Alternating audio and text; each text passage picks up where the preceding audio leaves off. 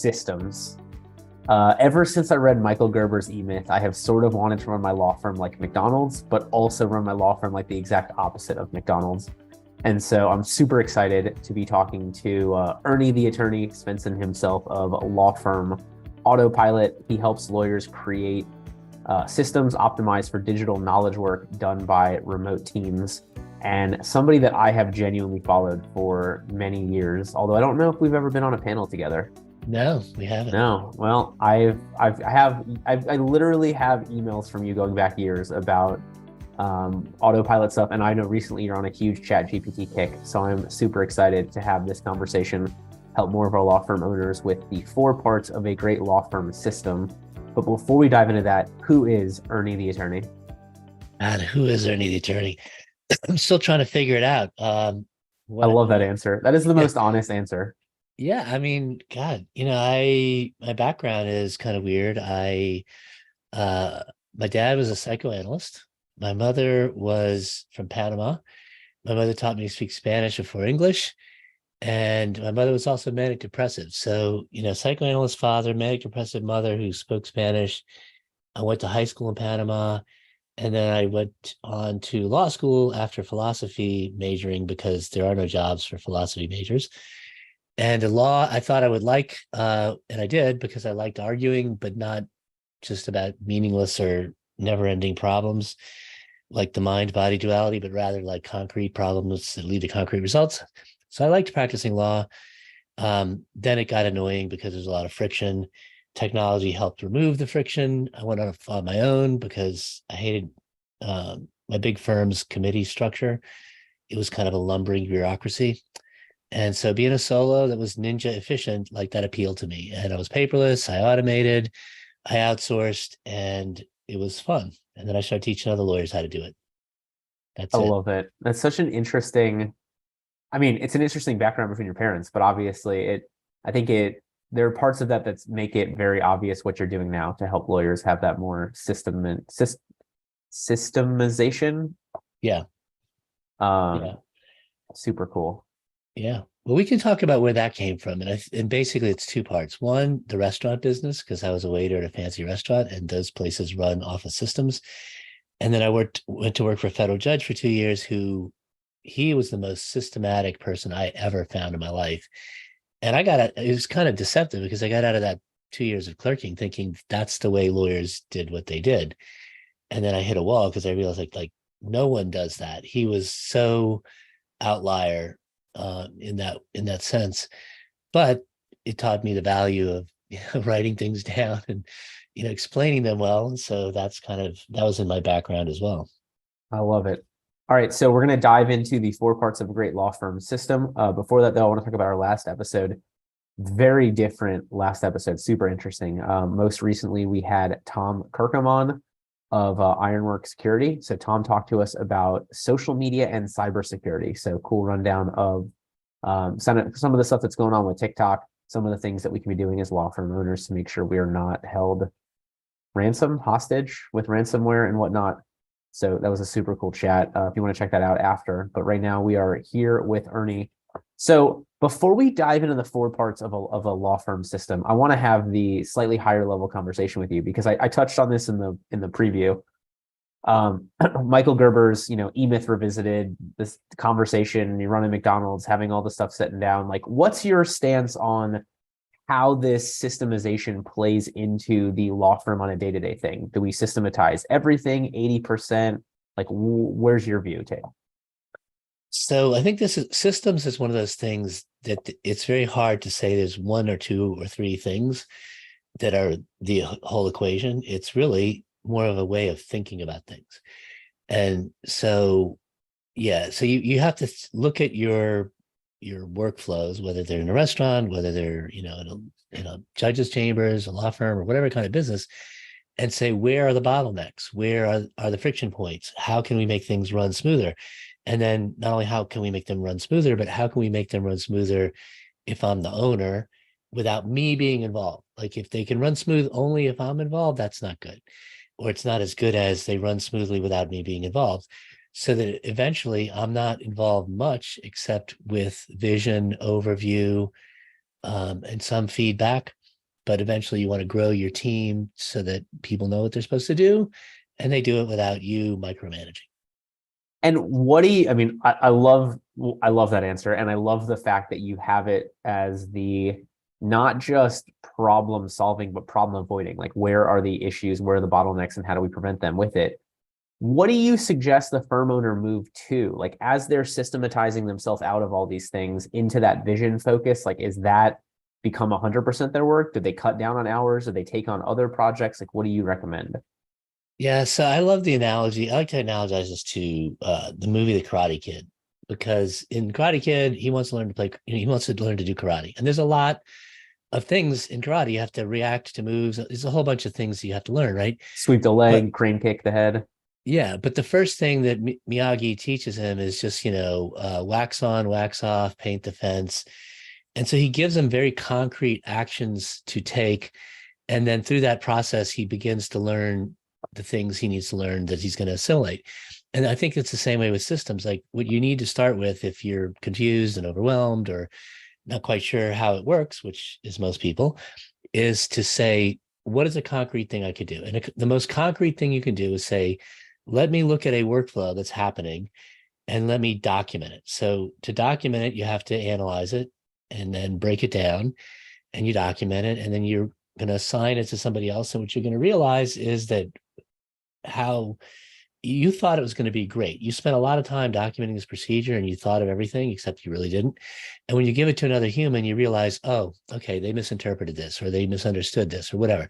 So it's a cycle. It's a feedback loop that has to happen. It's not just you document them and you get them perfect. But as you learn that, you start to develop your thinking.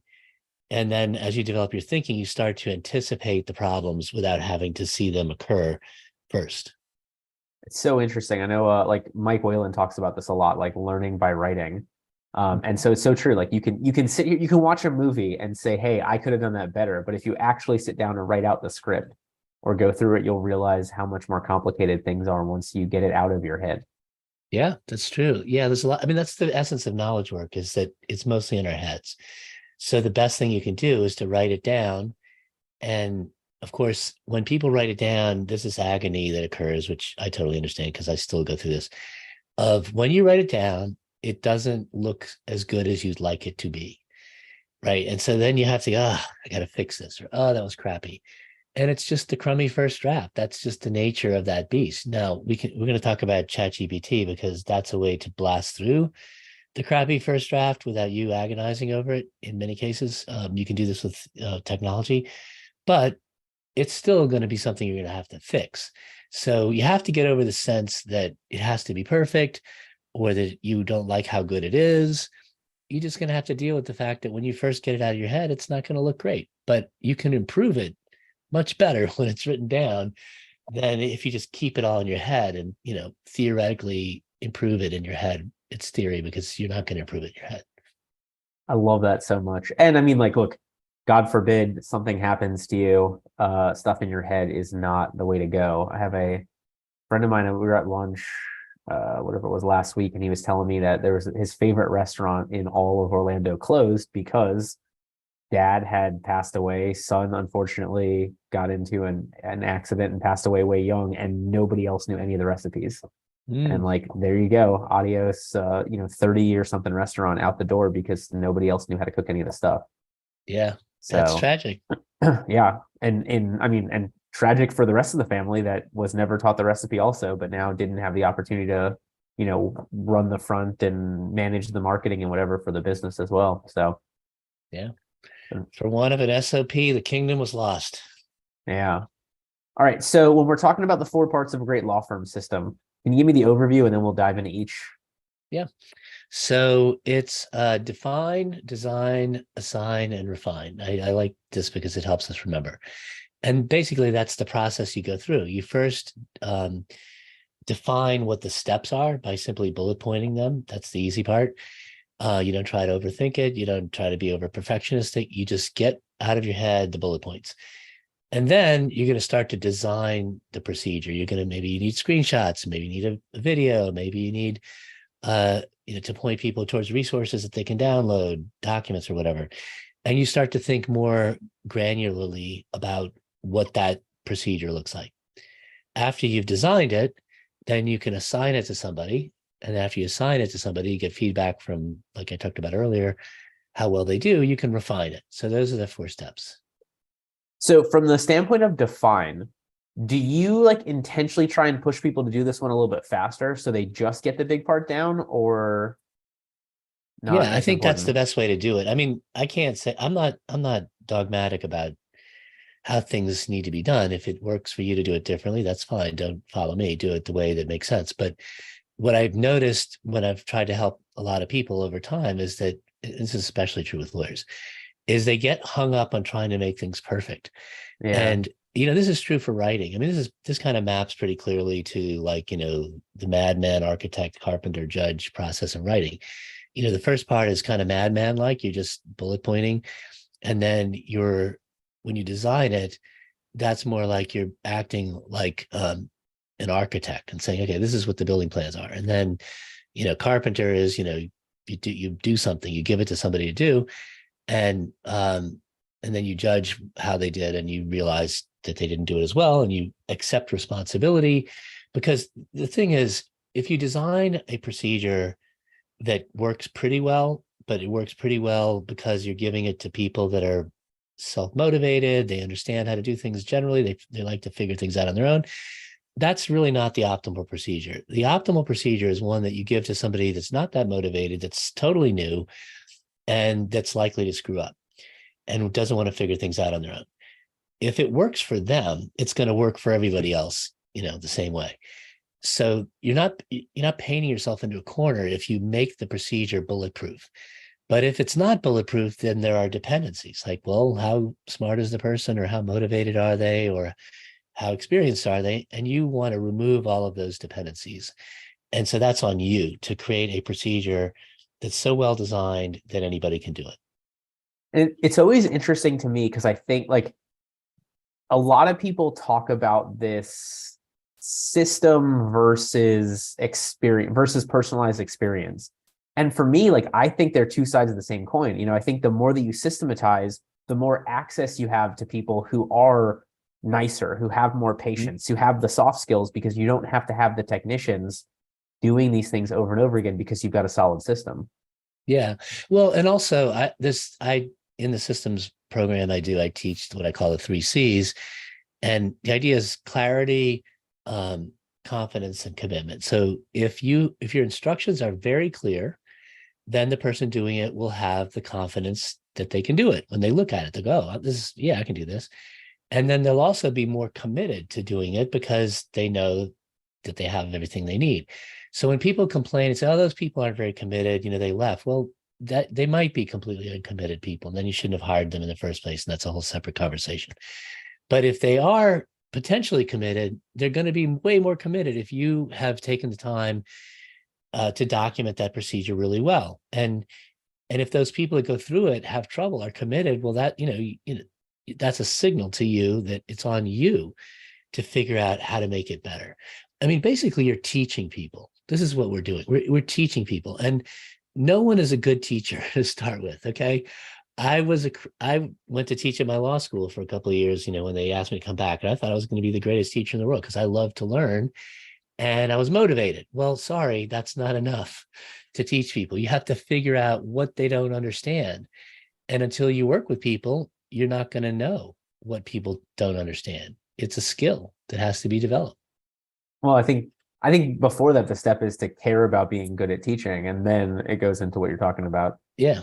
It was always interesting to me, the law school professors that practice and did this as a sabbatical or in addition to, versus the ones who were academics the whole way. And I always felt like the people that had practice conveyed it, at least to me, a lot better.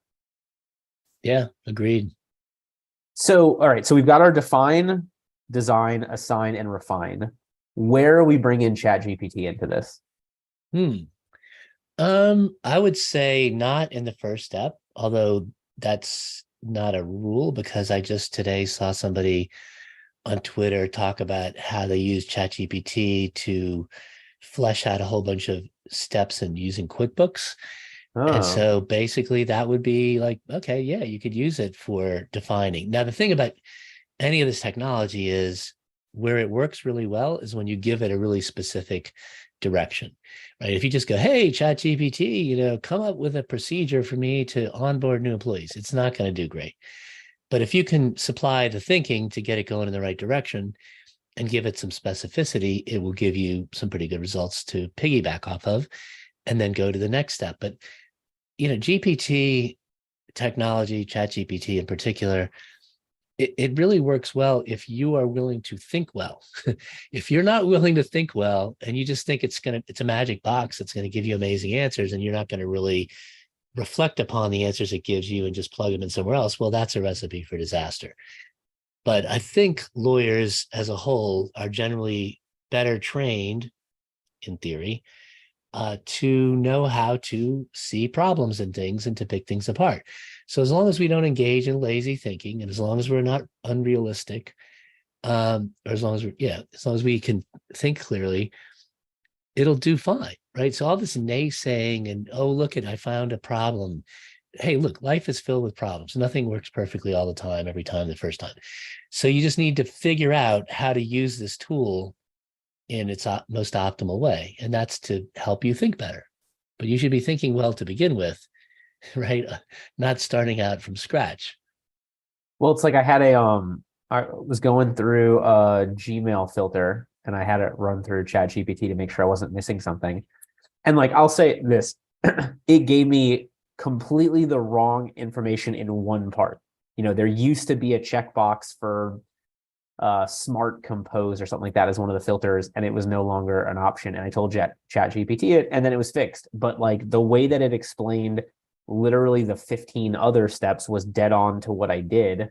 And it let me know I didn't miss anything, in terms of I was trying to weed out things with unsubscribe into a specific folder that didn't come from me. And so it was cool to see it like write out the, was it, I think negative my URL or something like that to keep me out of the from tab. It was fascinating to see how great it was, except for the one thing. And it'd be easy to be like, well, it didn't know this one thing. I was like, right, but it knew everything else in an organized manner that I could copy and paste it into a process. Yeah. I think the thing that it has the most wide applicability, this will work for anybody. And this is what I mostly use it for and feel wonderful when I use it for this, is if I can create text really quickly and kind of chunk out my ideas and then tell ChatGPT, look, rewrite this. And then I give it instructions like at a 8th grade reading level, 12th grade reading level, some reading level, or with this tone of voice, or tell it both, right? If I can take all that text that is, 80% there in terms of information and tell it to make it read well, that saves me a lot of time and frustration, because I don't like sitting there and agonizing about how to compose those things. And I don't have to anymore, because ChatGPT will do that really well. Now, will I take everything it says and go, oh, that's perfect, that's exactly how I'd say it? No, I might change a few words, but that's easy to do. What's really hard to do is go from, I have a bullet point list of ideas and I want them in a narrative form, or I have a narrative and I want it in bullet point, either way, Right. like to move it around. This is like all day long. I'm using it for this. And I can't imagine that any lawyer wouldn't be doing the same.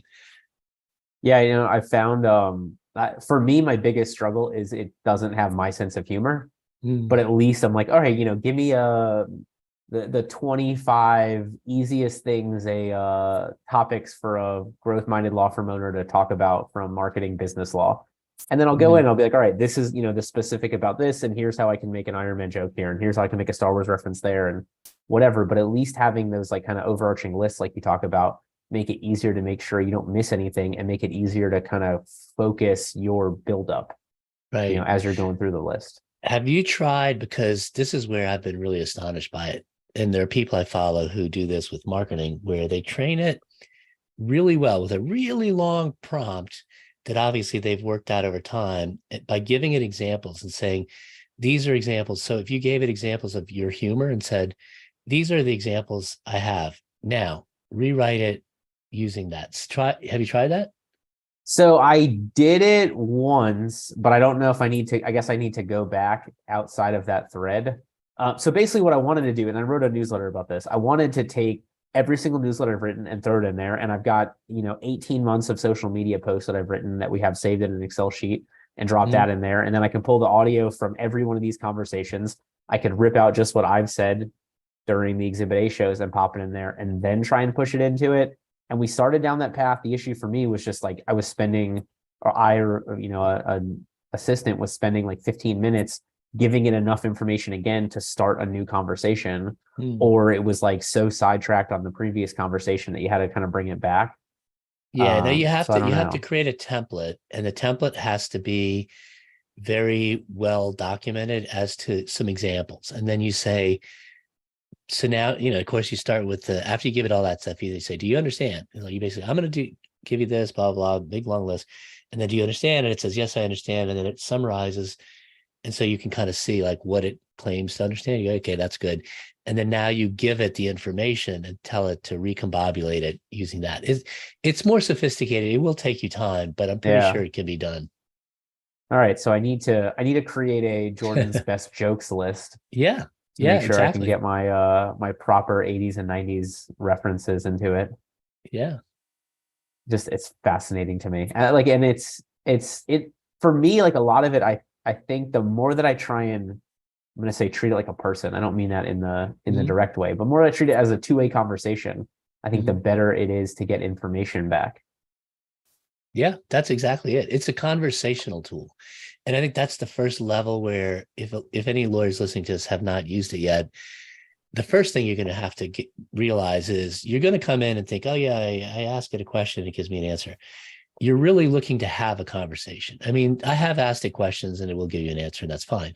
But that's not its highest and best use. Its highest and best use is a conversation where you start with one angle, it gives you some information, you tell it to refine it, you're going back and forth. And even if the conversation, like all conversations, it can be different things. One, you could be looking for it to reframe some information for you, summarize it, or you could be looking for just to bounce ideas off of something. Hmm. And that something you're bouncing ideas off of is not a human, but rather a robot that acts like a human in terms of conversation. So along the lines from what you just said there, combined with the system, have you ever tried to see if ChatGPT can troubleshoot the system before you roll it out for people to Hmm. use?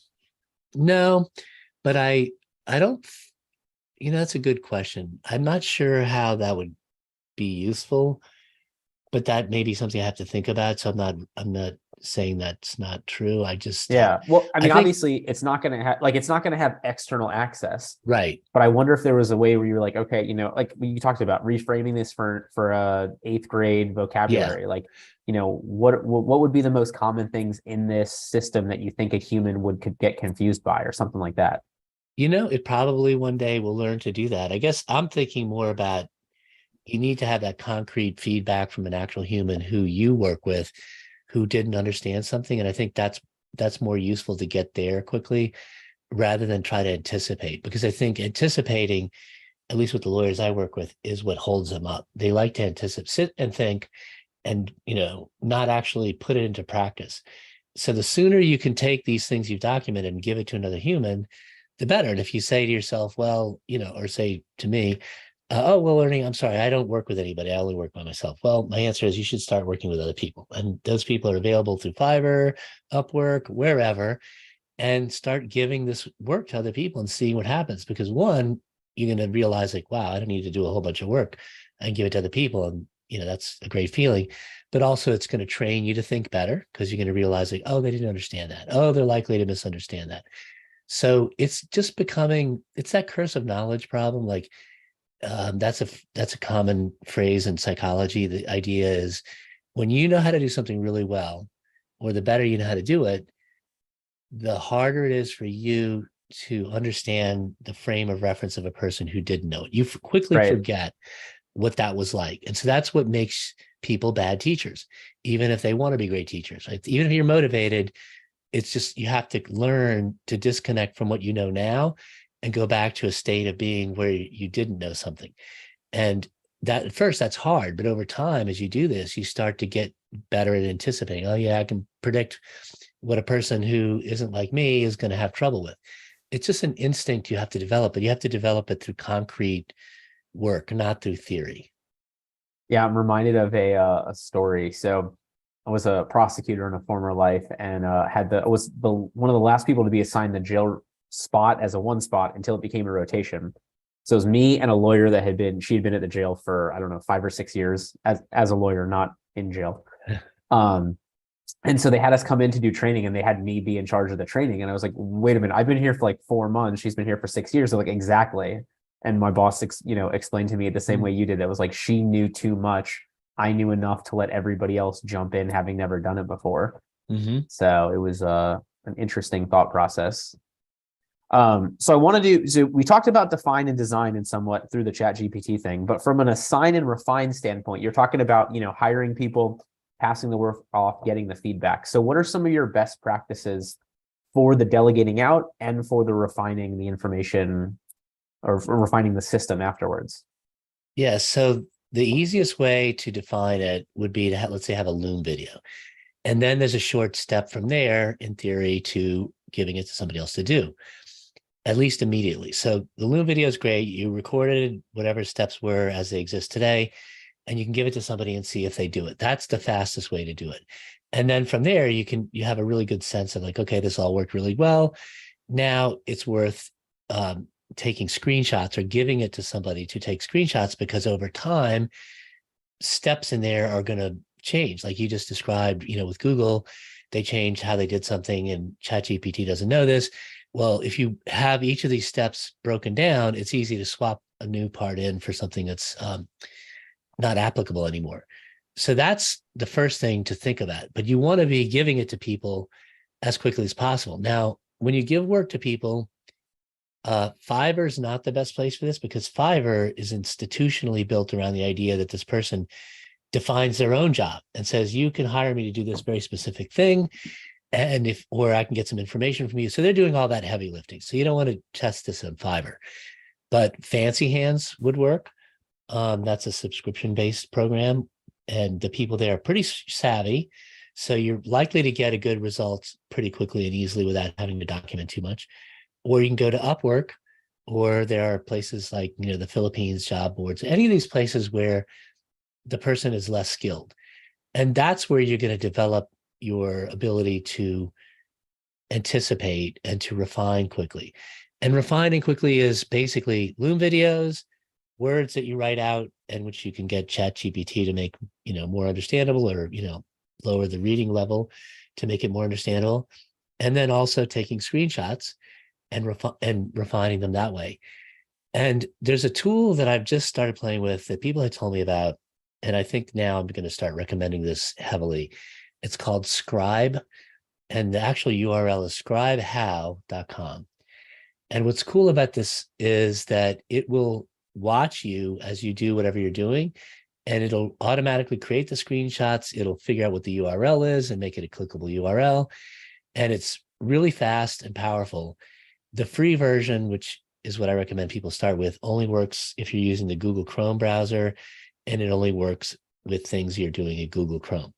So you can test it. There's a lot of things that people do in browsers, and you learn what those procedures look like really quickly and easily, because this tool just does all the heavy lifting for you, and it's free as long as you're doing it only in the Google Chrome browser.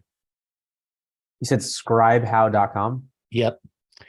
And then Awesome. if you want to pay, it's like, if you pay, then you get to like blur out screenshots and do more sophisticated things with the screenshots. You can record things being done anywhere on your computer and not just in a Google Chrome browser. And I forget what the other features are, but it's totally worth it to me. I'll check that out. It sounds like even easier than Loom, which I didn't think was possible, but for it this is specific easier use. than Loom. And what I'm wondering, and I haven't tested this yet, but I don't see why it wouldn't work, is if you could make a Loom video and at the same time run Scribe, so you would get both things at the same time. You'd get the Loom video, which you'd be narrating, because you can't narrate Scribe. Scribe just captures what you're doing. Gotcha. Right? So when you merge those two together, either they're both going to work great, as alternate things, or the part where you're documenting the screenshots, you've, got 80% of it done simply by running Scribe.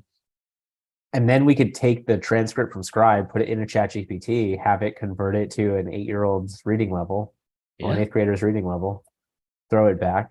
Dude, this is great. Look, for anybody, if you did not get the value you paid for this free conversation yet, I don't know what to tell you. Yeah. I, I've learned a ton. How, along those lines, how often do you find the need to refine any process? Or how often or how do you determine how often to refine a process? That's a great question. Thank And the you. answer is, of course, it depends. And what I would say is that when you first create a procedure, if it has any intricacy, you'll find that you're going to have to refine it, pretty consistently, quickly, right after you did it. But then other ones that are either simpler or that you got down and that you don't think you need to refine them, you will discover that you do need to refine them. And the example I'll give here is I use fancy hands to do some things with my podcast. So when the podcast comes back, I want them to upload the embed code into my website. And over time, I got the procedure really well documented. It was bulletproof. Nobody ever failed, even though when Fancy Hands assigns it, there's a new person that could be doing it that hadn't done it before. It's just a pool of virtual assistants. So I Gotcha. thought I had it down. One day somebody goes, I don't understand this. And I thought, oh man, this person must be an idiot. And then I looked at what they said they didn't understand. And I went in there and said, okay, I'm going to keep an open mind and think about this. I thought, I can make this better. I'm going to make this so that that person's complaint will never happen again. But I would never have been able to see that potential problem until somebody told me they had the problem. So they told me, and it was so easy. I just went in and I changed a few words to make it clear. It took me like 3 minutes, and now it's bulletproof again. So the answer is it depends, but over time, every one of these SOPs, these procedures, these are high value, high return on investment assets. This is what they are. This is what McDonald's, it's an asset. It's Yeah. not an expense. It's not an ephemeral thing that goes away. It's going to just keep getting better. It's never going to get worse. It's going to stay the same for some of them, and some of them they're going to get better as needed. Well, and I just like, to me, it's the better your systems are, the larger your pool of potential employees becomes. Exactly. The more hyper specialized you make everything, the harder it is to find people to do it the right way, which limits you. I mean, it limits you at scale, it limits you at cost, it limits you at opportunity, it limits you at, in a number of different ways. So I'm a big fan of systematizing so that you can be more personal or hire people that have the personality that you're looking for, or fit the office culture, or whatever you want to call it. Yeah, and it removes the potential problem of, even if you get to the point where you have somebody that's working for you that's great and they're doing everything fine, and all of a sudden they quit, get hit by a bus, who knows? But you Right. then would be scrambling. However, you will not be scrambling if your procedure documentation is bulletproof. Do you find, like, is there anything that you find to not be systematizable or worth systematizing? Or Yeah, I mean, so there's this wonderful mental model that I love. This is in a book called Information Anxiety by Richard Saul Wurman. He's the guy that founded the TED Talks and everything. But in that, in this paradigm, he says there's data, information, knowledge, and wisdom. And this is a progression. Data are trivial little discrete pieces of information. They're like atoms. If you connect them and they become meaningful or informative, then that's information. Then to move from information to knowledge is a big step, because knowledge is something that computers don't have, humans do. So it's very hard to systematize anything as you're moving down toward the right. So somewhere in there in the knowledge world, you are transmitting a certain kind of knowledge through these documented procedures, but really what you're giving is information that's actionable, and you're giving information about how to make decisions. That's part of, the documenting of procedures. You say these are the criteria for making decisions. But as the decisions become things that have to be made intuitively, based on just some sort of knack and sense of how things work, you're now definitely deep into knowledge and moving towards wisdom. And the definition that he gives, and this is just, provisional, it's not the all-encompassing definition of wisdom, but knowledge is deep knowledge in a domain. And wisdom is when you start acquiring knowledge in multiple domains, and you just start to have a sense, well, I've never done that kind of thing before, but I'm drawing on my knowledge pool of these different domains, and I kind of have a sense that it's going to work like this over here. That is how he describes wisdom in the book. And so I think if you think of data and information as the domain of computers and artificial intelligence, knowledge and wisdom are the exclusive domain of human thinking. So you need to automate, outsource, get rid of everything at the left-hand side and optimize for more time spent doing thinking, developing knowledge, developing wisdom. And if you do that, you're creating something that's high value that's not going to get disrupted by technology. And listen, to everybody watching and listening to this, how often do you feel like you have time to actually think?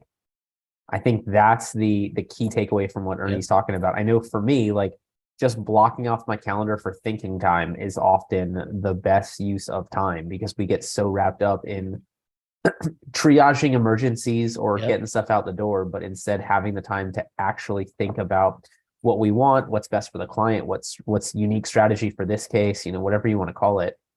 It's amazing what you can do with time. Yeah, no, exactly. That's it. I love it. All right. As we get towards the end, anything else you want to make sure that we cover? No, I think that's it. I think it's just about being, look, it's about thinking. It's about thinking better. It's about thinking systematically. It's about being realistic about what things take if you're playing the long game. If you're playing the short game, you're not realistic out of the gate. If you're realistic and you know that everything that's important takes time. Like everything that's important is a thing that if people lock it in and start doing it, you never hear somebody say, oh, I tried that important thing for a while. And, that's not for me anymore. Like becoming paperless takes a long time. Nobody gets to be paperless and goes, it's not for me. I'm going back to paper. Nobody says, oh, I developed all these systems. Everything works great, but I want to go back. No, you don't. But it takes a long time to get there for these things. So de-optimize for chasing shiny objects or believing in magic pills or things that are quick and easy and fast. That there's nothing worth doing that's quick and easy and fast. I mean, there's some things that are worth doing just because, okay, fine, I'm working on these big things and I'll knock out some of these too. But if mostly what you're doing is trying to get quick, easy things fast, you have prioritized in the wrong direction. I love that. Please, if you could tell all of my marketing clients that fact. No, it's what Ernie said is so true. And really the beginning of what you said is the most true part. It really, you have to be committed to that long term, because if you want the overnight fix, the quick sensation, you want that one post that goes viral and you have 1 million followers, you're just not playing the right game. Yeah. Well, in marketing, since you mentioned it, marketing is one of those areas. And I can say this firsthand because when you go into the idea of marketing, there's so many false paths.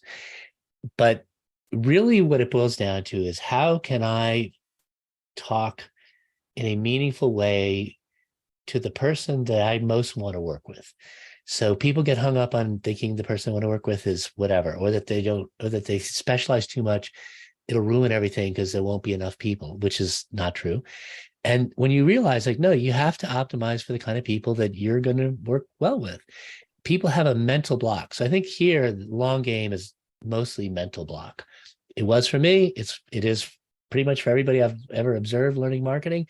And so if you find somebody that can help you with marketing, if you can just take their advice and say, though it may feel weird to you, they probably, if they've gotten a lot of good clients and they've gotten you and you think, yeah, this is great, then they're going to help you with this process, but they can't do it overnight. And you have to listen to what they say.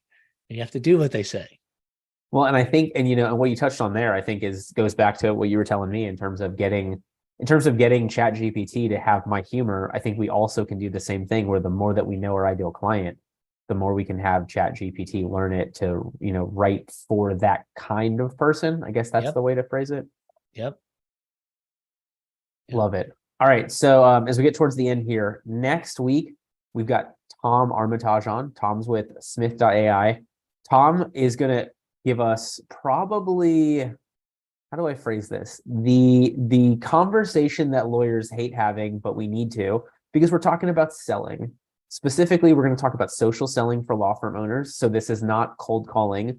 This is not ClickFunnels, hire my law firm now or it's $10 million. Tom's going to talk to us about how to do this the right way, the way that fits with the long-term brand, the long-term strategy, the long-term, reputation we want to build. That'll be next week. So June 29th at 6 p.m. Eastern time, back here, same place for social selling for law firm owners. Ernie, before I let you go, I got two more things. One, for anybody smart enough to have listened to this conversation who wants to get to know you more, work with your company, hear more of what you have to say, what's the best place for them to get in touch? Well, wherever they like to hang out. I'm on Twitter, I'm on LinkedIn, I have a website, and if you just Google Ernie the Attorney, you will find the website. If you go on Twitter and type in Ernie Svensson or Ernie Attorney, you'll find it. And yeah, those are the places where I hang out mostly. And I will tell you, Ernie does, I don't know how many emails you do a week. Is it two? Two, yeah. Two a week? You do such a good job having like actual value in the emails. It is not just like, oh, and for the rest of this, buy this, buy Right. this course, buy this, buy that. Like there's so much value, especially you've been on the chat GPT stuff for at least the last couple of weeks. I mean, and I say that like the emails have built upon each Yeah. other towards it. Yeah. And it's been great to follow. Well, thank you. I appreciate that. I try to be concise. I try to write for people who are like me, and I am very impatient. I don't like wasting time. I hate friction. I want options. I don't want frustration. I just tell me what I need to know and let me out of here. That's my idea. I love it. All right. And so then for anybody who's been watching for the last 50 something minutes, if they remember nothing else that you said except what you're going to say now, what would be the most important thing, the biggest takeaway to help more law firm owners be the exhibit A of a successful attorney, such as yourself? Well, creating systems, while it takes time, is the number one thing that will make you happier, that will give you more freedom to take time off and do things you like, and that will make your practice increasingly run more smoothly until it is just a well-oiled machine. And that's, I want to go a little bit deeper then, because you touched on this. So how does somebody know that it's working? I mean, you talked about the happiness in the space, but like, give me a little bit more specific picture of what that law firm looks like. Well, you'll know it, because we're playing a long game. So it's not like one day you're suddenly going to wake up and say, oh, it's working. But the milestone moments are, one, you're going to first notice it when you give something to somebody that you've documented and they just do it. And then you realize like, oh, wow, that was a thing I used to spend time on. And I have to, or tell people new to do it. It just took off and they did it. That's going to be the first one. And then when you start to see this happening with multiple things and you realize the synergistic effect of all of this is working and propelling you to a higher level, that's going to be the next milestone moment. And then I'd say, toward the end, the last milestone moment is when you realize like, wow, I don't really need to do much. I just kind of check in, make sure that everybody's doing their job. And, I'm taking a 3-week vacation and I'm not the slightest bit worried that my firm is going to need me or stop working because I'm not there. I love it. Yeah. And it's like, and the beauty of this, I always talk about like automation is the compound interest on your time. So in this case, good systems, that good system now frees you up for, 30 minutes next week to spend more time doing the next system to free up for an extra 30 minutes. Like it snowballs in the best way possible. Yeah, exactly. All right. So thank you, Ernie. Thank you to everybody who watched and listened. We'll see you back here next week, June 29th, 6 p.m. for Tom Armitage's conversation about social selling for law firm owners. With that, everybody have a wonderful weekend. Thank you for listening to this episode of Exhibit A Attorneys. If you're interested in becoming the Exhibit A of Successful Attorney, please check us out at legalesemarketing.com, EASE.